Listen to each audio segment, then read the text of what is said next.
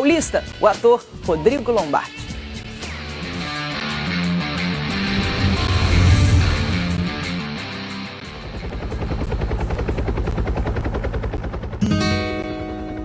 Um goleador nos céus. Uma reunião olho no olho. E aí, como é que nós vamos ficar? Se o senhor falar que nós vamos ficar juntos, eu rasgo essa proposta aqui. Um craque iluminado. Parece uma coisa assim, o homem lá em cima falou, vai que essa bola vai cair pra você. Eu falei, pô, obrigado meu Deus, e a bola caiu. Bastidores que ajudam a contar como o São Paulo acumula recordes no campeonato nacional. Maior vencedor de jogos, líder de pontuação na era dos pontos corridos. Ninguém ganhou mais títulos desde que o torneio passou a ser chamado de Campeonato Brasileiro em 1971. Motivo de muito orgulho para mim. Filhos de filhos são paulinos e que foram nascendo e vendo aquele time vencedor. Se essa história fosse uma peça de teatro, um filme, uma obra a contar as glórias do tricolor, daria para dividir em 2 atos a história dessas 6 conquistas. As 3 mais recentes vieram em sequência, em ambientes semelhantes e com avassaladores protagonistas. Com a mania de vencer, de vibrar, levantar o troféu. Já as 3 primeiras tiveram pouco em comum. Heróis diferentes, momentos distintos, anos de intervalo. Viram o Brasil ir da ditadura à democracia, os jogadores ganharam prêmios do Cruzado ao Cruzeiro, foram de Belo Horizonte ao interior de São Paulo. É longe do Morumbi que se deve começar a lembrá-los.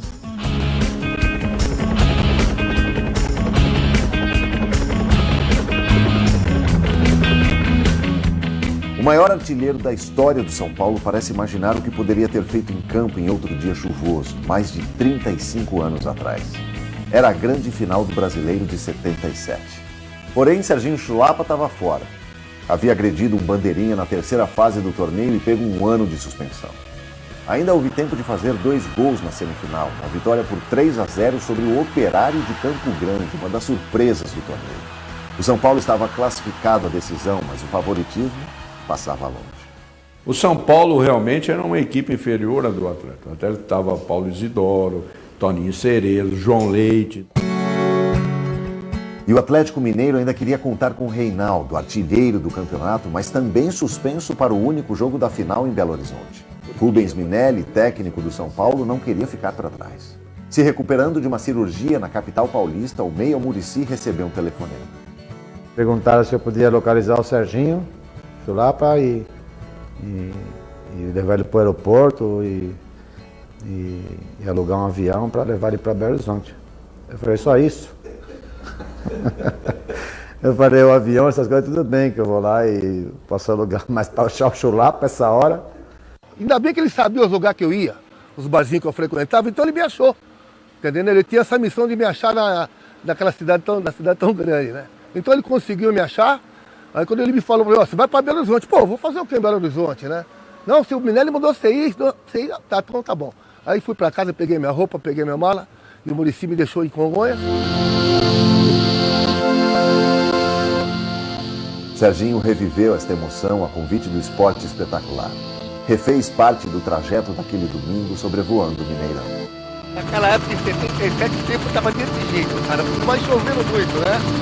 E realmente, aquele dia eu tremi na base. Tremi na base que era na época, não era jatinho, era um teco-teco, né? Serão lotado, entendeu? Dava pra sentir a emoção no alto, lá dentro do avião, né? Voltando ao tempo, eu tô sentindo uma emoção muito grande. Se fosse aquele dia da decisão para ter aquele dia. Então ali que foi o sofrimento. Tudo não passou de uma estratégia para esquentar ainda mais a decisão. Serginho acabou mesmo vendo o jogo de uma das cabines do Mineirão após causar alvoroço na imprensa com o boato de que iria jogar. É uma coisa absurda, cara. É uma correria para lá e para cá. Foi o que está acontecendo, né? Nem Serginho nem Reinaldo puderam entrar em campo. E sem os artilheiros não teve gol no jogo. 0-0, decisão por pênaltis. Momento de Valdir Pérez. Antes mesmo de qualquer cobrança, ele foi implacável com os batedores na conversa ao pé do ouvido. O gol vai ficar pequeno, eu pego o pênalti pra caramba, você vai errar. Mesmo com os São Paulinos errando as 2 primeiras cobranças, faltou tranquilidade aos atleticanos, que chutaram por cima 3 batidas. O Márcio ele abaixou para botar a bola no lugar, eu passei a mão no Márcio, né? Aí ele olhou para mim e sei lá se ficou assustado o que aconteceu, e aí ele acabou batendo do pênalti fora. Quando ele bateu, você vê, inclusive ele bateu num canto e eu estava indo para o outro. Aí eu fiz a meia volta e voltei e já saí vibrando. Campeão brasileiro São Paulo Futebol Clube!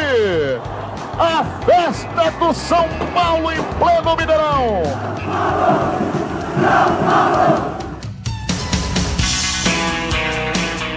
O Brasil mudava e o São Paulo também. Da eficiente disciplina do time de Minelli para a irreverência dos menudos do Morumbi. O apelido veio pela semelhança nos cabelos, típicos dos anos 80. Mas o grupo porto-riquenho e os craques do São Paulo tinham outros pontos em comum. Eram jovens, alegres e davam show.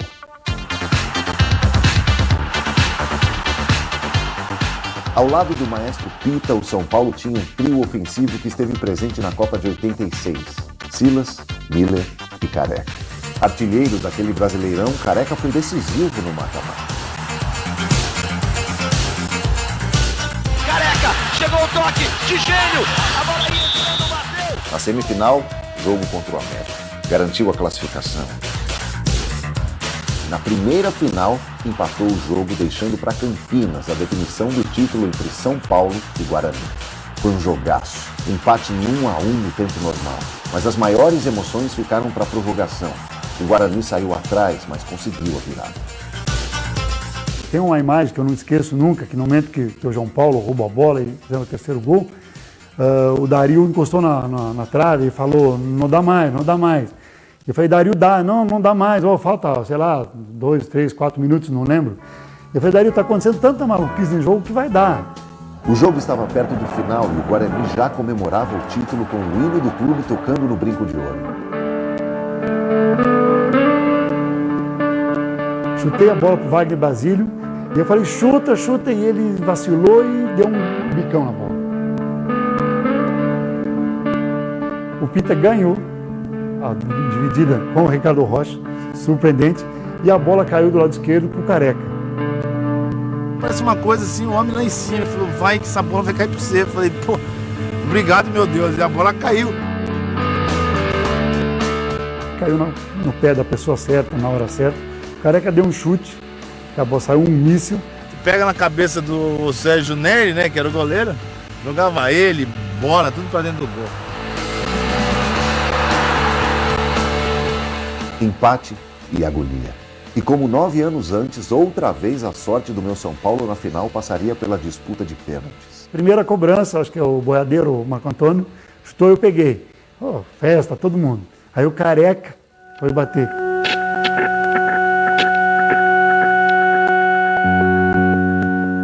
Você tá bem, você tá demais, não sei o que, você vai bater o primeiro pênalti. Eu falei, eu? Você? Eu falei, tá bom, vou lá bater.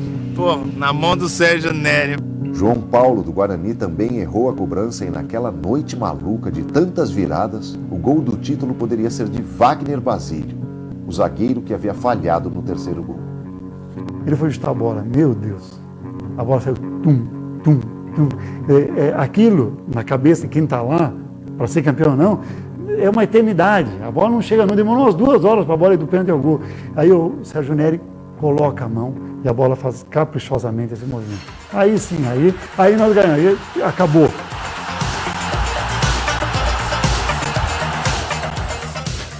O final feliz para o São Paulo fez a festa seguir na estrada e na madrugada. A festa continuou aqui no Morumbi. Às 4h10 da manhã, chegou o ônibus da delegação do São Paulo. Ele teve alguns problemas lá em Campinas, mas os torcedores não arredaram o pé, não. Ficaram aqui esperando até a delegação chegar.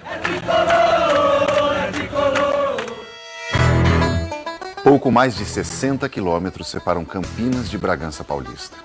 Mas o São Paulo levou 5 anos para fazer esse trajeto e lá voltar a ser campeão nacional. Era a formação de um time de Tele Santana.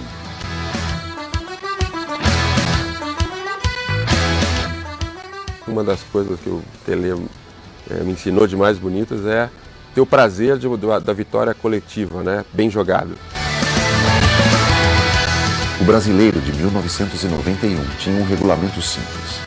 O São Paulo foi o melhor da primeira fase, por isso mesmo pôde empatar os 2 jogos com o Atlético Mineiro e ir para a final. Do outro lado, uma surpresa do interior, o Bragantino. O time era superior ao do Bragantino, mas o Bragantino tinha uma grande equipe e tinha esse peso em cima da gente, da obrigação de vencer, da obrigação de sair campeão. Cafu avança pela direita e cruza. Bernardo cabeceia, ela explode na trave. Miller erra e Tilico marca. O gol que o São Paulo precisava. Tilico saiu da reserva para ser o herói da noite. A partida decisiva aconteceu na pequena Bragança Paulista. O time da cidade havia sido campeão paulista na temporada anterior e tinha Mauro Silva e Carlos Alberto Parreira, que 3 anos depois ajudariam o Brasil a ganhar a Copa do Mundo.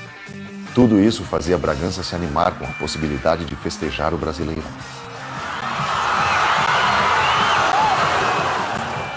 Campeão em 86, Miller queria o bi.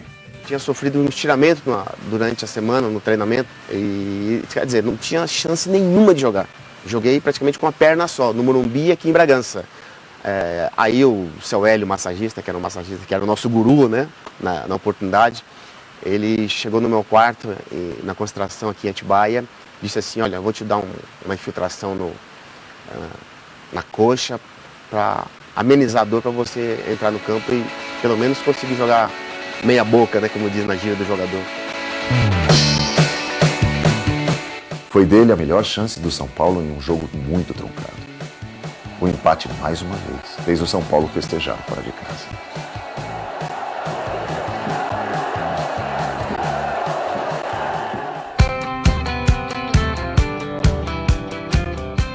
Depois da terceira conquista nacional, o São Paulo partiu para o mundo.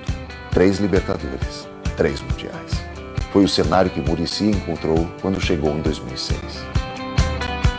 O começo foi muito duro aqui, porque realmente, você olhar para as pessoas, os caras estavam realmente, como a gente fala no futebol, estavam impossíveis, todo mundo.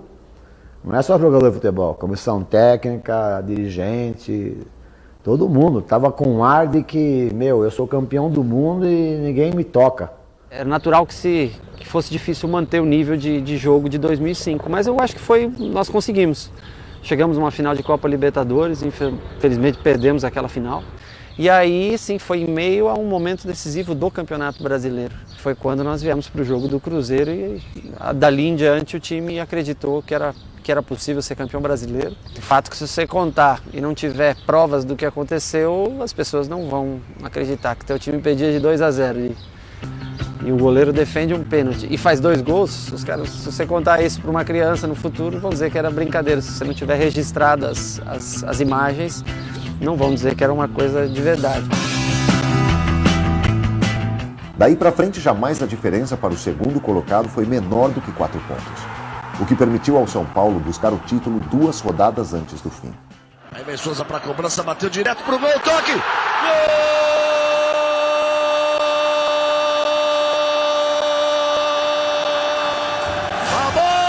Número 3! Mas diante do Atlético Paranaense, o apito final não significou o começo da comemoração. Com o empate em 1-1 no Morumbi, o São Paulo teve que esperar o fim da vitória do Paraná sobre o Inter para conquistar pela primeira vez um campeonato brasileiro em casa.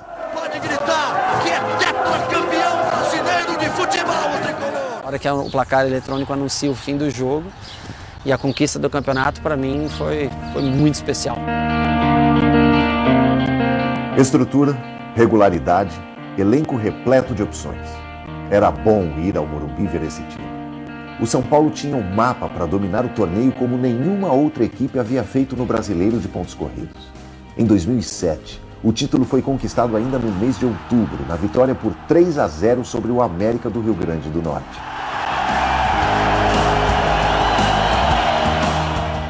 Foi o torneio que nós ganhamos com mais tranquilidade. Nós ganhamos com 4 rodadas de antecedência, né?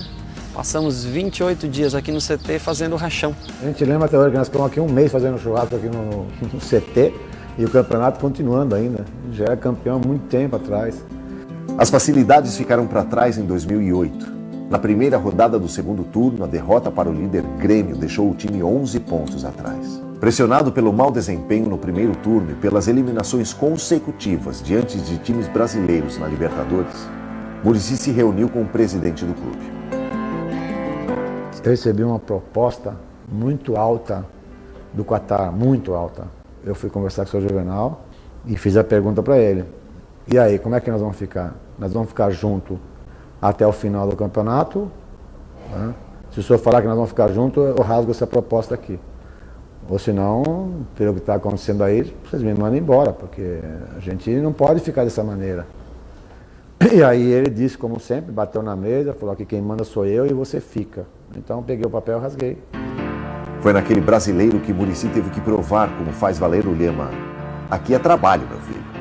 Nas últimas 12 partidas, foram 10 vitórias e 2 empates. A arrancada poderia ser finalizada com o terceiro título consecutivo conquistado no Morumbi. Bastava derrotar o Fluminense na penúltima rodada. A festa estava armada, mas o gol de Tartá logo no início do jogo estragou tudo. O empate de Borges pareceu pouco para quem já queria comemorar.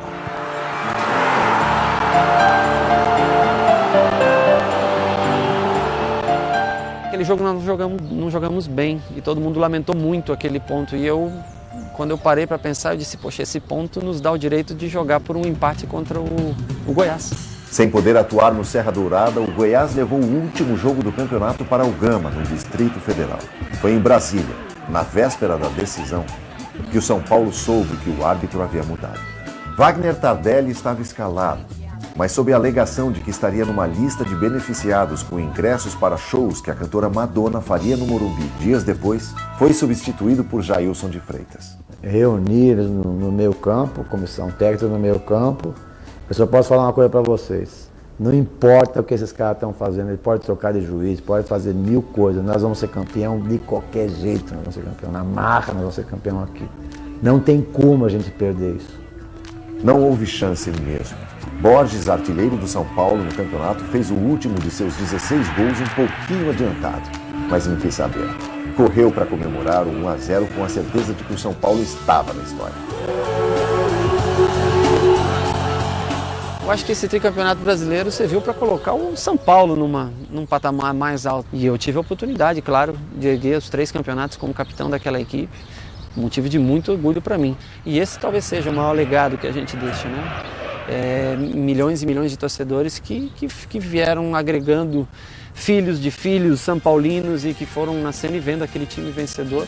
6 títulos, memórias, heróis e histórias a fazer com que o São Paulino bata no peito.